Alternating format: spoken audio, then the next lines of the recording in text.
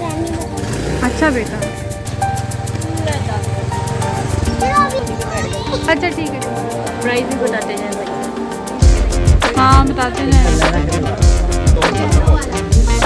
वो कौन सा दौर है?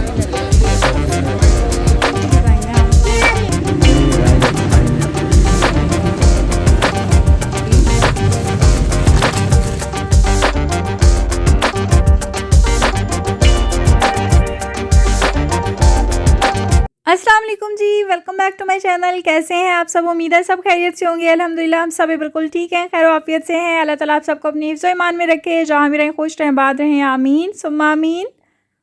आज का व्लॉग मैंने स्टार्ट किया है सुबह के टाइम पे, और यहाँ पे जी मैं बना रही हूँ हेयर पैक, जो कि बहुत ही अमेजिंग है। इतने ज़बरदस्त इसके रिज़ल्ट्स हैं कि आप ख़ुद हैरान हो जाएंगे।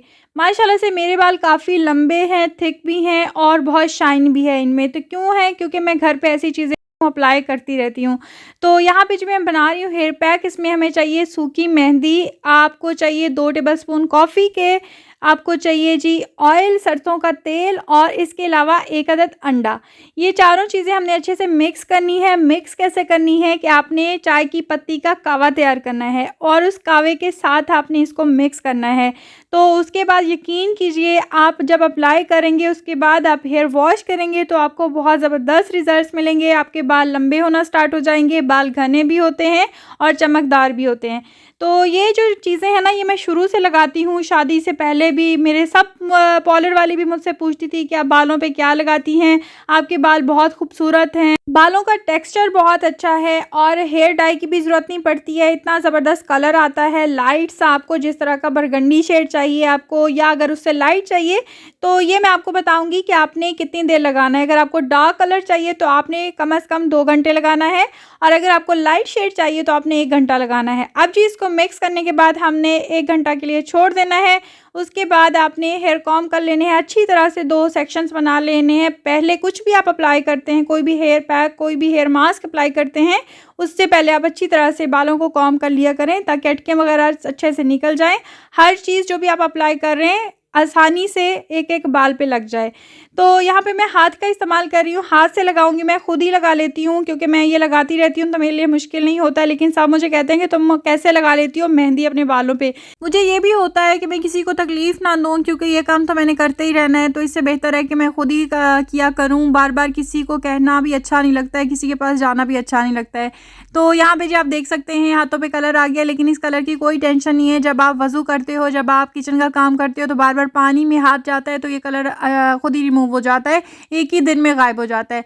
वैसे आप चाहे तो आप हाथों पे ग्लव्स चढ़ा के भी लगा सकते हैं, या आप कोई ब्रश भी इस्तेमाल कर सकते हैं। लेकिन मैं आपसे कहूँगी कि आप अपने हाथ से अप्लाई किया करें, इससे ज़्यादा अच्छे से लग जाती है हर चीज़ जो भी आप लगा रहे होते हो। तो खैर जी 2 घंटे के बाद मैंने वॉश कर लिया था और बहुत ही अच्छे रिजल्ट्स आए थे। बहुत अमेजिंग कलर आया था कि मुझे प्यार हो गया था उस कलर से इतना अच्छा कलर आया था।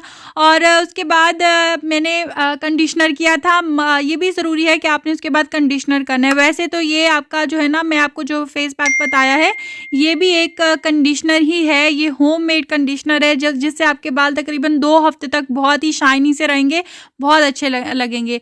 तो यहाँ पे जी चाय का भी टाइम हो चुका था, बाकी हमारे काम जो है वो साथ साथ चल रहे थे। लेकिन अभी कुछ देर पहले मुझे पता चला था, मैं बहुत बड़ी भुलक्कड़ हूँ, मुझे पता नहीं था कि अम्मी की और मामू की, यानी मेरी मदर इन लॉ और मेरे फादर इन लॉ की वेडिंग एनिवर्सरी है। मैं अक्सर भूल जाती हूँ, अपने भाई बहनों की बर्थडेज हो या कोई भी हो, सिर्फ अगर मुझे याद रहती है तो अपने हस्बैंड की बर्थडे याद रहती है। इवन कि मैं अपने बेटे की भी भूल जाती हूँ तो अभी मुझे पता चला था चाय पीते हुए, तो बस उसके बाद फटाफट से मैंने अपने काम निपटाने की कोशिश की, और मेरी कोशिश थी कि मैं फ़ौरन से मार्केट जाऊँ और अम्मी के लिए केक लेकर आऊँ। तो ये छोटी छोटी बातें होती हैं जो आपको बहुत ही खुशी देती हैं, आपको भी खुशी देती हैं और अगले बंदे को भी खुशी देती है। जब आपकी वजह से कोई दूसरा खुश हो जाता है ना, तो आपको तो अल्लाह की तरफ से ही खुशी मिल जाती है। और खुशी ऐसी चीज़ है कि जो बांटने से ही बढ़ती है, खुशी को हम महदूद नहीं कर सकते। कुछ लोग सोचते हैं खुशी का ताल्लुक दौलत से है, आसाइशों से है, यानी मालो मदा से खुशी मिलती है। कामयाबी और खुशी मालो दौलत से नहीं मिलती। हमारी कुछ कंडीशंस होती हैं, हम सोचते हैं कि अगर ऐसा हो जाएगा तो मैं खुश हो जाऊंगा, अगर मुझे फ़लाँ गाड़ी मिल जाएगी तो मैं खुश हो जाऊंगा, मेरे अच्छे नंबर आ जाएंगे तो मैं खुश हो जाऊंगा। जबकि बहुत से लोग ऐसे हैं जिनको कामयाबियाँ में मिल जाती हैं, जिनके पास पैसा और दौलत सब कुछ होता है, लेकिन फिर भी वो खुश नज़र नहीं आते हैं, उनकी ज़िंदगी में खुशी नहीं होती है, सुकून नहीं होता है, कहीं न कहीं किसी चीज़ की कमी रह जाती है उनकी ज़िंदगी में भी। क्योंकि खुशी दौलत से या कामयाबी मिलने से या बड़ी-बड़ी चीज़ों मिल जाने से नहीं मिलती है, खुशी तो बाँटने से मिलती है, खुशी तो दूसरों को खुश रखने से मिलती है, अपने आस-पास वालों का ख़्याल रखने से मिलती है। लेकिन इन बातों की अगर हमें समझ में आ जाए ना, तो फिर काफ़ी हद तक परेशानियाँ हमारी ज़िंदगी से ख़त्म हो जाएँ। हमें इन बातों की समझ नहीं आती है, हम ये सब नहीं सोचते हैं, सिर्फ़ हम अपनी ख्वाहिशों के पीछे भाग रहे होते हैं, जबकि ख्वाहिशें जो है ना इंसान को थका देती हैं। तो ख़ैर जी, यहाँ पे असर की नमाज़ के बाद हम लोग निकल गए थे मार्केट जाने के लिए, और अम्मी को मैंने बताया था कि मैं अपने किसी काम से जा रही हूँ। उनको लगा कि वो मैं केक लेने जा रही हूँ, तो वो मुझे बोल रही थी कि क्या ज़रूरत है, मैं कौन-सा बच्ची हूँ तुम केक लेने के लिए जा रही हो? मैंने बोला नहीं, कोई ऐसी बात नहीं है, मैं सिर्फ़ अपने काम से जा रही हूँ। तो अभी चलते हैं और देखते हैं, उनके लिए कुछ गिफ्ट्स भी पसंद करेंगे और साथ में कुछ छोटा-सा केक भी लेंगे।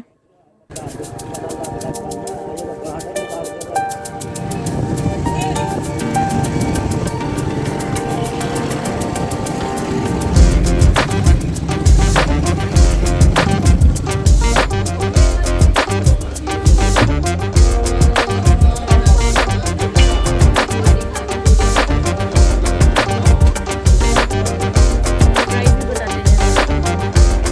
हाँ, बताते हैं। वो कौन-सा दौर है?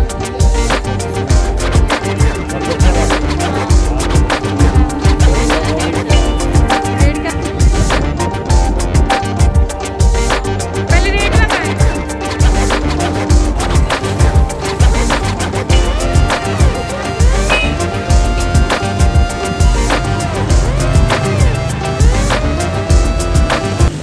मैंने बहुत ही सोचा कि क्या लेना चाहिए, लेकिन मेरा ख़्याल था कि अब विंटर स्टार्ट हो रहे हैं, तो विंटर्स के लिए बेस्ट गिफ्ट जो है ना, किसी को गर्म सूट देना, ये सबसे बेस्ट है। अभी के हिसाब से देखा जाए तो इस चीज़ की ज़रूरत भी थी अम्मी को ज़्यादा, उनके पास इस मौसम के कपड़े भी नहीं थे, तो मैंने सोचा चलो अम्मी के लिए ले लेते हैं। तो मरियम ने फिर मामू के लिए ले लिया। तो हमने दोनों के लिए एक-एक सूट गिफ्ट लिया है, और जो कि उनको बहुत ही पसंद आया था। वापस आते ही सबसे पहले हमने खाना खाया, क्योंकि मगरिब के बाद का टाइम हो चुका था, और उसके बाद जब कोई ऐसा इवेंट होता है ना, कोई केक वेक कट करना होता है, तो हम नानी के पास जाते हैं, क्योंकि नानी तो आ नहीं सकती, हम नानी के पास जाते हैं। वहाँ उनके पास बैठ के केक कटिंग वगैरह जो भी थोड़ी बहुत सेलिब्रेशन होती है, हम वहाँ पे बैठ के करते हैं। आई होप कि आपको आज की वीडियो पसंद आई होगी। अगर आपको वीडियो अच्छी लगी है तो वीडियो को लाइक कर दीजिएगा, चैनल पर नए हैं तो चैनल को सब्सक्राइब कर दीजिएगा। दुआओं में याद रखिएगा। अल्लाह हाफिज़। चलो जी।